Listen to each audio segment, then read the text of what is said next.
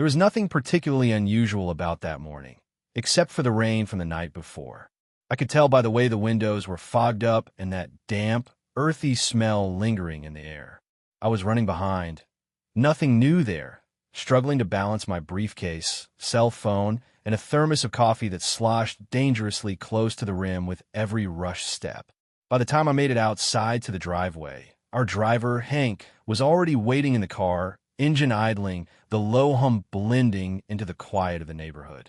Hank was not much of a talker. Reliable guy, or so I had thought. He had been working for us for about a year now, hired during one of those chaotic stretches where my long hours at the firm were becoming too much for my wife, Emily, to handle on her own. Having a driver made things easier for both of us. Or, at least, that is what I had believed. But that morning, something shifted. Something I cannot quite put my finger on. I opened the back door and slid into my usual seat, tossing my briefcase onto the leather beside me. That is when I saw it. A watch, lying there face down, its leather strap twisted like someone had left it in a hurry. I picked it up, turning it over in my palm. Right away, I could tell it was not mine. Expensive piece, polished silver frame, thick black leather band, and on the back, an engraving. To JS, keep making memories. I frowned. The initials meant nothing to me. I was not the kind of guy to misplace things, especially something as personal as a watch. My own had been on my wrist when I left the house. So whose was this? I glanced up, catching Hank's reflection in the rearview mirror. He met my gaze for half a second before shifting his focus back to the road, his face unreadable, as always. He never made much small talk, which, in that moment, suited me just fine. My mind was already spinning in a dozen directions. By the time we reached my office, I had convinced myself not to jump to conclusions. There had to be an explanation. Maybe it belonged to Hank, though that seemed unlikely. Or maybe Emily had borrowed the car and one of her friends had left it behind. But even as I tried to make sense of it, that cold, creeping feeling in my gut told me something was off. That night, after dinner, I decided to bring it up. We were sitting in the living room. Emily curled up on the couch with her phone, scrolling absent-mindedly, while I half-watched the news, pretending to be interested. The watch sat on the coffee table between us, its silver gleam catching the dim light. I kept my tone light. Duh. Hey, you leave something in the car? Emily barely looked up. Her brow furrowed slightly as her eyes landed on the watch. What is that? Found in the back seat this morning. She leaned forward, picked it up, turned it over once in her hands, then set it back down. It is not mine. I already knew that, but hearing her say it out loud made my chest tighten. Then whose is it? She shrugged, too casually. Maybe Hank's. Thought about that, I said, leaning back, but does not seem like something he would wear. Besides, there is an engraving. She barely even glanced at it. Honey, it is probably nothing. Do not overthink it. I studied her, the way she crossed her arms loosely, her eyes never lingering on mine for too long. She did not look nervous, not exactly, but something about how quickly she dismissed it, it fell off. The watch stayed on the coffee table for the rest of the night. I caught myself looking at it more than once, my thoughts running wild. By the time we went up to bed, Emily had already moved on, kissing me goodnight like it was just another Tuesday. But I knew better. That watch was not just some forgotten trinket. It was a clue, a loose thread in a sweater that was about to unravel. The next morning, I skipped breakfast, saying I had an early meeting. Emily barely noticed, too busy scrolling through her phone, her fingers moving quickly over the screen. I kissed her on the forehead, grabbed my keys, and for the first time in months, drove myself. I told Hank to take the morning off. He did not ask why, and that only made me more suspicious. Maybe he already knew what I was starting to figure out. Sitting in traffic gave me too much time to think. By the time I got to the office, I had a new plan. That engraving, it was too specific to be random. Somebody had taken the time to personalize that watch. That meant it had a story, and I was going to find out what it was. During my lunch break, I pulled out my phone and started calling jewelry stores. It was a long shot, but I figured if someone had the engraving done locally, maybe they would remember it. It only took 4 calls before I hit pay dirt. Yeah, I remember that watch, the jeweler on the other end said. Guy came in about a month ago. Seemed real specific about the engraving. My stomach clenched. Do you remember his name? The jeweler let out a small chuckle. Sorry, buddy. I do not give out customer information over the phone. I sighed, about to hang up, when he added, but I will say this. It was not a woman who bought that watch. A man came in, and he made sure we got the wording exactly right. I thanked him and hung up, gripping my phone so tight my knuckles went white. A man had bought the watch. A man had picked out those words. Keep making memories. This was not just a forgotten accessory. This was something personal. I did not go back to work after lunch. Instead, I drove around aimlessly, my thoughts racing. Had Emily been cheating on me? I never would have thought it before, but now, every little thing seemed suspicious. Her late nights, the way she kept her phone close, the sudden increase in girls' nights and casual lunches. Had I really been that blind? By the time I got home, I had made another decision. I needed to check her phone. It felt wrong, but I could not ignore this gut feeling. I waited until she went upstairs to shower, then grabbed it off the kitchen counter where she had left it charging. No passcode. I used to think that was a sign of trust. Now I was not so sure. Most of her messages were normal. Group chats, reminders, social media alerts. And then, buried under everything else, I saw it. A conversation with Hank. At first, it seemed harmless, friendly. But as I scrolled, I saw the way they talked, the little inside jokes, the casual mentions of places I did not remember being part of. And then, one message stopped me cold. Thanks for last night. Let's be more careful next time. My throat went dry. My pulse pounded in my ears. I kept scrolling. Then, another message. You left something in the car. Do not worry, he will not notice. I felt sick. My whole body went rigid as the pieces fell into place. Emily had seen the watch before I did, and instead of saying anything, she had decided to pretend it was not there. By the time she came downstairs, towel wrapped around her, hair damp, I'd already put the phone back. I sat on the couch, TV on, pretending to watch. She walked past me like nothing was wrong, like everything was normal. But it was not. This was not over. Not by a long shot. That night, I barely spoke. Emily asked about my day. I gave short, clipped answers. She did not push. Lying next to her in bed, I stared at the ceiling, my mind replaying every conversation, every moment I had overlooked. By morning, I had a plan. And this time, I was not going to ignore the signs. Emily had her weekly Pilates class on Fridays, which meant she would be out of the house for at least 2 hours. The moment she left, I grabbed my phone and called Hank. I kept my voice casual, like it was just another regular day. Hank, I'll need a ride later today, I said, keeping my tone light. Yes, sir, he replied, as polite and professional as ever. What time should I pick you up? 2 o'clock. Make sure the car's spotless before then. I did not care about the car. I just wanted him to think everything was normal. I needed him to stay relaxed, to keep his guard down. When Emily came back from Pilates, she looked refreshed, her cheeks slightly pink from the workout. She moved around the kitchen effortlessly, pouring herself a coffee, scrolling through her phone, looking like the picture-perfect wife. You want something to eat? She asked, tying her hair up in a messy bun. I shook my head. Nah, got a lot of work to do. She did not press. She never did when I said I was busy. She just stood at the counter, sipping her coffee, her eyes locked on her phone. I wondered if she was texting him, maybe warning Hank about my call? Or was she so confident in her lies that she did not think she needed to? At exactly 2 o'clock, Hank pulled up in the driveway. I watched him through the window. Same straight posture, same blank expression, same black uniform. If he was nervous, he did not show it. But as I stepped outside and climbed into the back seat, I felt the weight of what was about to happen settle deep in my chest. Afternoon, sir, Hank said, his eyes meeting mine briefly in the rearview mirror. Afternoon, I replied smoothly. Take me to the office. The drive started in silence. I stared out the window, my fingers drumming against my leg. The air inside the car felt different now, thicker, heavier. Finally, I spoke. Hank, I said, keeping my voice steady. Do you know anyone with the initials JS? His hands tensed on the steering wheel. It was subtle, but I caught it. His eyes flicked up to the mirror for just a split second before turning back to the road. Can't say I do, sir, he answered, his voice smooth, controlled. Liar. I leaned forward slightly, resting my elbows on the back of his seat. That's strange, I said. because I found a watch in the back seat of this car. Expensive one, engraved with those initials. Still, no reaction, no stammering, no excuses, but his knuckles were white against the steering wheel now. I let the silence stretch, watching him, studying him. Then I lower my voice. "I'm going to ask you again," I said, my tone sharper now.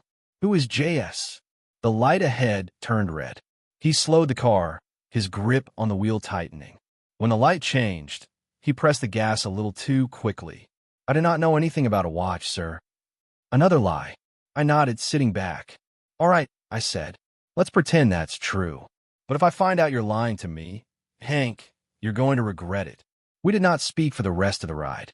When we pulled up to my office, I got out without another word and slammed the door behind me.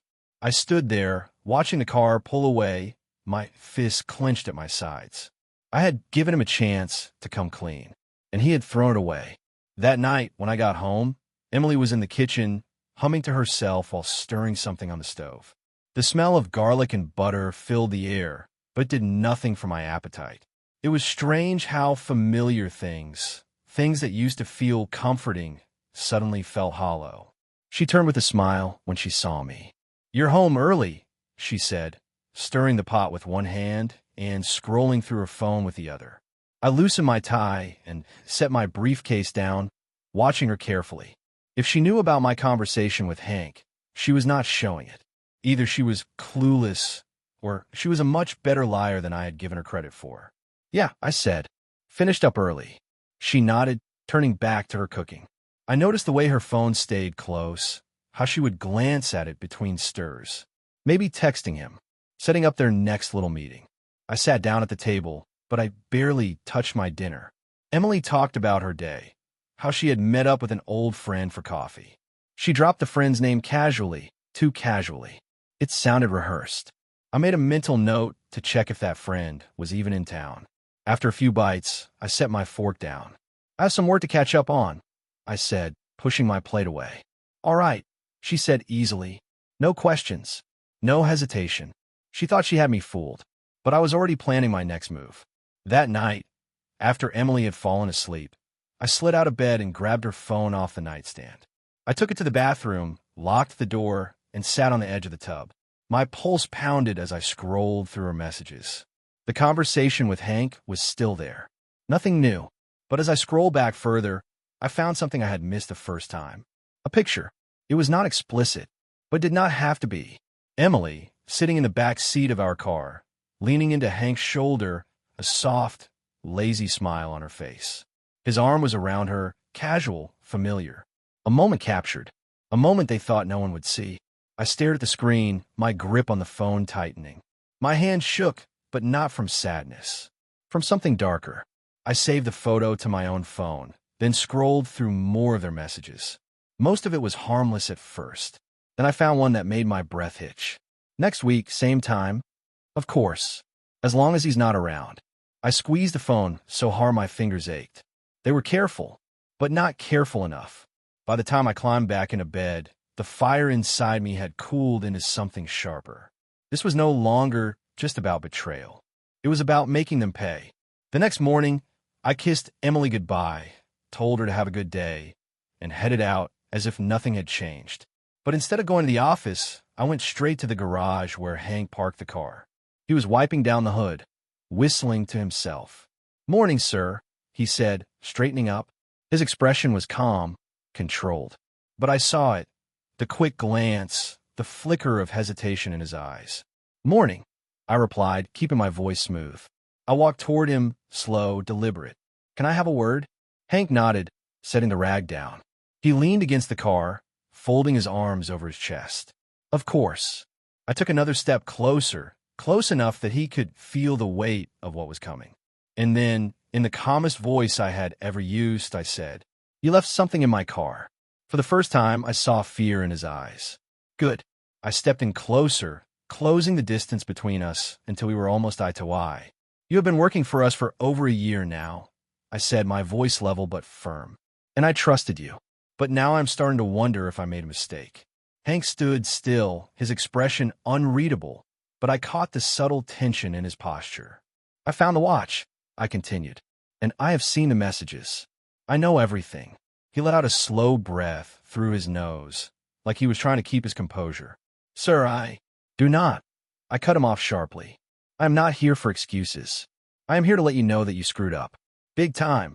I could see his jaw tighten. He looked like he wanted to defend himself, maybe throw out some pathetic excuse, but I was not interested in hearing his side of the story. You thought you were being careful, I said, but you weren't, and now you are going to pay for it. His gaze flickered downward, like he was already accepting his fate. I turned on my heel and walked away, leaving him standing in the garage, motionless. This was just the beginning. I did not confront Emily right away.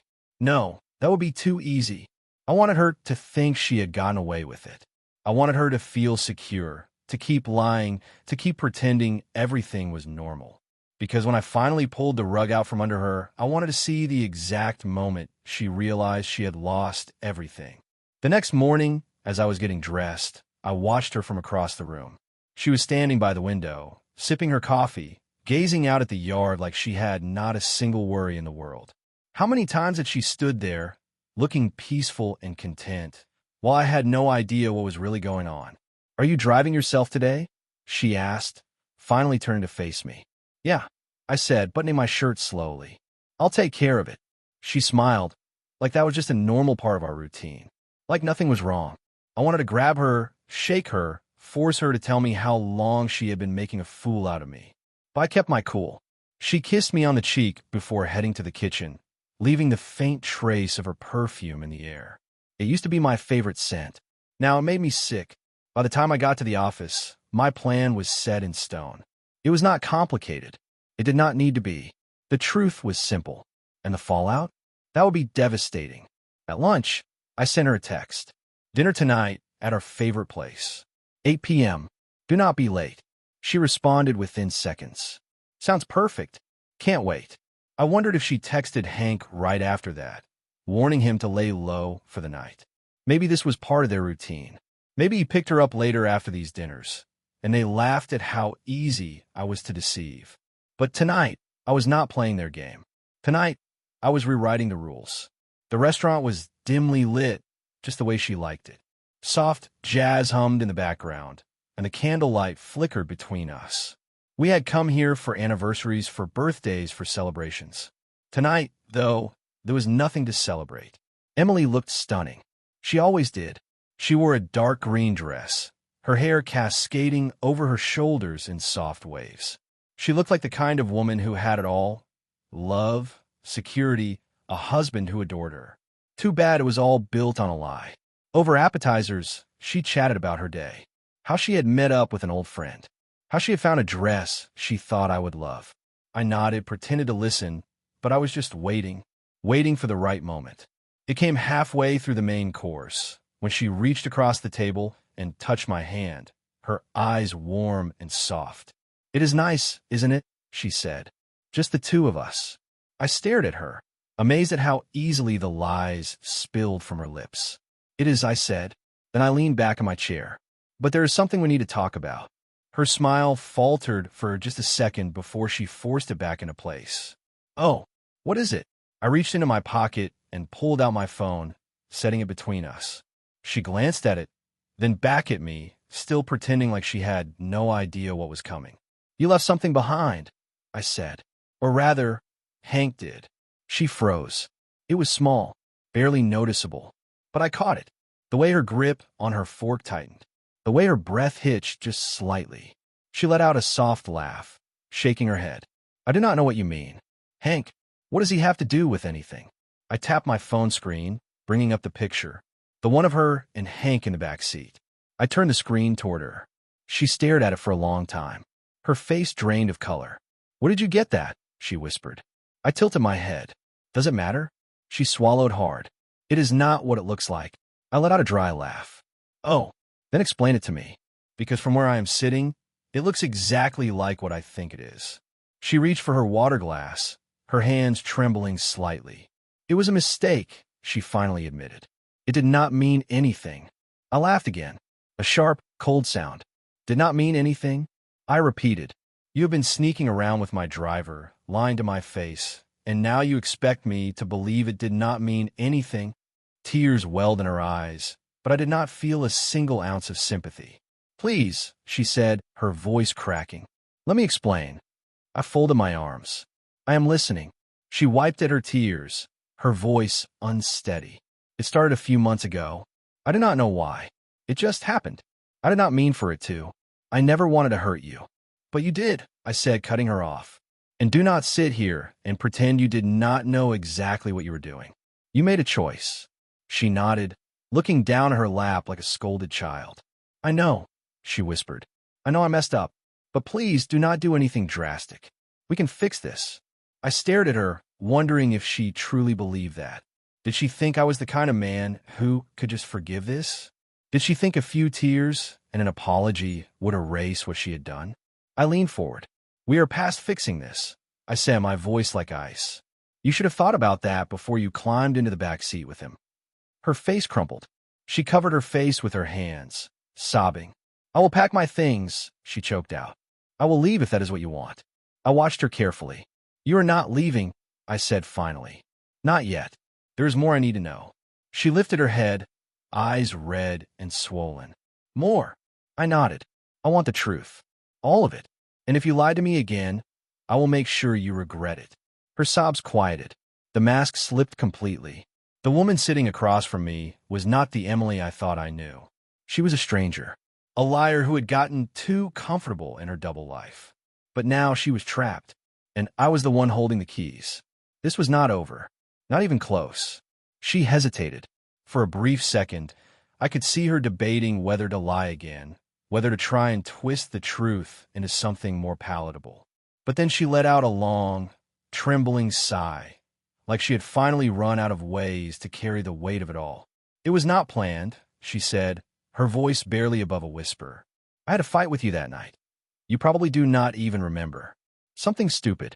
You left for a business trip the next morning, and she trailed off, her lips trembling. Hank was there. He offered to drive me to an appointment. We started talking, and one thing led to another. Spare me the details. I cut in sharply. I do not need to hear how it just happened. I want to know how many times. She pressed her fingers to her forehead, squeezing her eyes shut like she was trying to block out the memory. I do not know. Guess. She swallowed hard. Maybe once a week, she admitted, her voice breaking. I felt something inside me twist, but I forced myself to stay in control. I needed all of it, the full, ugly truth before I decided what came next. And where did it happen? In my car. Sometimes, she murmured, but not always. There was a hotel. And once, I held up a hand to cut her off. I did not need the mental picture of my wife in a hotel bed with a man I had trusted to work for me.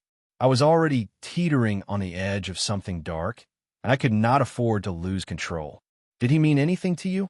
She shook her head quickly, as if that answer would somehow make it better. No, it was not about him. I was just lonely. Lonely? I let out a bitter laugh. You had everything. A house, vacations, freedom, and me. What part of that was not enough? I do not know, she whispered, her voice cracking. I do not know why I did it. Do not give me that, I snapped. You knew exactly what you were doing every time you sneaked around with him. You knew, and you did not stop. She buried her face in her hands again, sobbing harder. I am sorry, she choked out. I am so sorry. Her apology rang hollow, just empty words bouncing off the walls of a house that was no longer a home. Sorry does not change anything, I said, my voice colder than I intended. It does not erase the months you spent betraying me. It does not erase the fact that you let another man touch you while I trusted you. Her sobs quieted, but she trembled like she was about to fall apart. Please, she begged, just tell me what you want me to do. I walked over to the couch and sat on the edge of the coffee table in front of her, forcing her to look at me. I want to know if you're still in contact with him. She hesitated, and that hesitation told me everything I needed to know. You are, I said, leaning back and running a hand through my hair. Even after I confronted you at dinner, you were still thinking about him. No, she said quickly, reaching for my hand, but I pulled away before she could touch me. I will block him. I will end it. Just do not give up on us. Her desperation filled the space between us, thick and suffocating. But I cannot tell if it was real or if she was just afraid of losing the life she had built with me. Maybe she did not want to be exposed as the woman who had thrown away everything over a fling with the hired help. I need time, I said, standing up. And do not expect me to forgive you. Not now. Maybe not ever. She nodded, tears running down her face. Understand. I did not respond. I grabbed my coat, walked to the front door, and stepped outside into the cold night air. The chill hit me hard, but it was exactly what I needed to stay clear-headed. I got into my car and drove, not knowing where I was going, only that I could not be in that house any longer. The road stretched out before me, dark and empty. I thought about Hank, about the way he had looked at me when I confronted him. He had not even tried to defend himself. Maybe he thought he could still walk away from this unscathed. Maybe he thought I would let it go. But I would not. This was not over. Not for him. And certainly not for Emily. There was a storm coming, and they had no idea how bad it was about to get. I drove for hours, my mind racing through every possibility. The anger no longer burned hot. It had cooled into something sharper, something more dangerous. Emily's betrayal was not just an injury. It was a challenge. And I was not about to let them walk away without consequences. When I finally pulled into the driveway, it was past midnight. The house was dark, except for the faint glow of a lamp in the living room. I figured she had fallen asleep on the couch, but as I opened the front door, I saw her sitting there, wide awake, clutching her phone like it was the only thing keeping her together. Her swollen, tear-streaked eyes met mine, and for a long moment, neither of us said anything. The tension hung between us, heavy and suffocating. "Where were you?" she asked, her voice shaky. "Thinking," I replied, locking the door behind me, deciding what to do next. She placed her phone face down on the coffee table, exhaling shakily. "Have you decided?" I nodded. "Yeah, I have." I walked past her into the kitchen, poured myself a glass of water, and took a slow sip to steady my nerves. She followed, stopping in the doorway like she was too afraid to come any closer. "I'm ending this," I said, setting the glass down with a sharp thud. "But not the way you think." Her brow furrowed. "What do you mean?" I crossed my arms, leaning against the counter. "I'm not taking this to court yet. Not until I have dealt with him first." She took a cautious step forward, her hands clasped tightly, like she was trying to appear small. "Please do not do anything reckless. He is not worth it." I laughed bitterly. "Oh, I'm not planning on getting my hands dirty. I'm smarter than that." Her face paled, and I could see the wheels turning in her head, trying to figure out what I had planned. She was panicking, and I enjoyed watching her squirm. "Hank is fired," I said, my tone flat. "Effective immediately. I already sent the message to the car service company. He'll be blacklisted from driving for anyone I know." She exhaled sharply, as if she had expected worse. "Okay, that is fair. He is out of our lives. We can move on." I shook my head. "You do not get it, Emily. I'm not done yet." Her lips parted, but no sound came out. I could see the fear settling in now, like a shadow creeping over her. Good.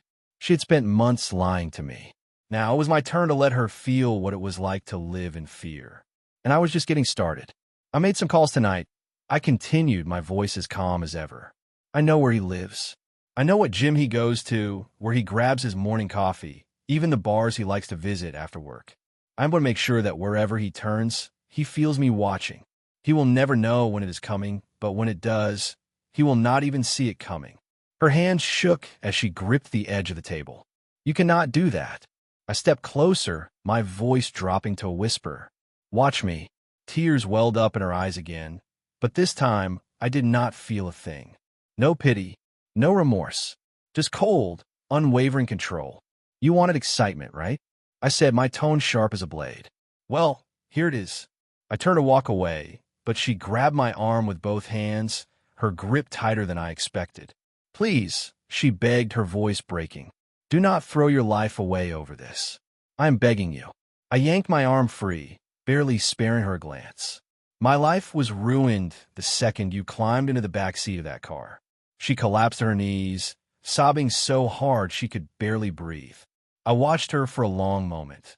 The woman I had once loved, now nothing more than a crumbling shell of herself. But I felt no sympathy. She had made her bed, and now she had to lie in it. Without another word, I headed upstairs, shutting the bedroom door behind me. I sat on the edge of the bed, staring at the wall, my mind running in circles. The hotel rooms, the excuses, the lies. It all replayed in my head like some cruel joke I had been too blind to notice. But I was not done, not even close. The next morning, Emily was gone. I did not know if she had gone to stay with a friend or if she was just trying to give me space, but I did not care. I had other matters to handle. I called an old friend of mine, a lawyer who did not waste time with sugar-coated words, and asked him to meet me for coffee. I needed clarity, a plan. As we sat across from each other at the cafe, he took a slow sip of his coffee and leaned back. So what is the play here? Are we going straight for divorce? Not yet, I said, stirring my drink absent-mindedly. I want her to feel what it is like to lose everything before she even gets the chance to fight for it. He nodded, setting his cup down. You have leverage. The photo, the messages, it is more than enough to control the situation. We can draft an agreement that leaves her with as little as possible. Good, I said. I want her scared. I want her to know that if she tries to take anything from me, she will regret it. And Hank, he asked, raising an eyebrow. I smirked. He will get what is coming to him. Slowly, the lawyer chuckled, shaking his head. Remind me never to get on your bad side. I paid for our drinks and walked out of the cafe, feeling more in control than I had in weeks. This was not just about revenge. This was about taking back what was mine on my terms. When I got home that evening, Emily was back. She sat at the dining room table, a half-empty glass of wine in front of her, her eyes swollen from crying. She did not say anything when I walked in, and I did not give her any comfort. Instead, I placed a thick stack of papers in front of her. Read them, I said. This is my deal. Sign it, and I will keep this quiet. Refuse, and you'll find out just how much worse this can get. Her hands trembled as she picked up the papers, scanning through the terms. You are really doing this? I am. She did not argue. She did not cry. She just nodded, like she had finally accepted that she had lost. She flipped through the pages, her eyes moving slowly as she took in every word. Then, without another word, she picked up a pen and signed her name. I took the papers, slid them into my briefcase, and walked upstairs. For her, this was over. But for Hank, this was just the beginning.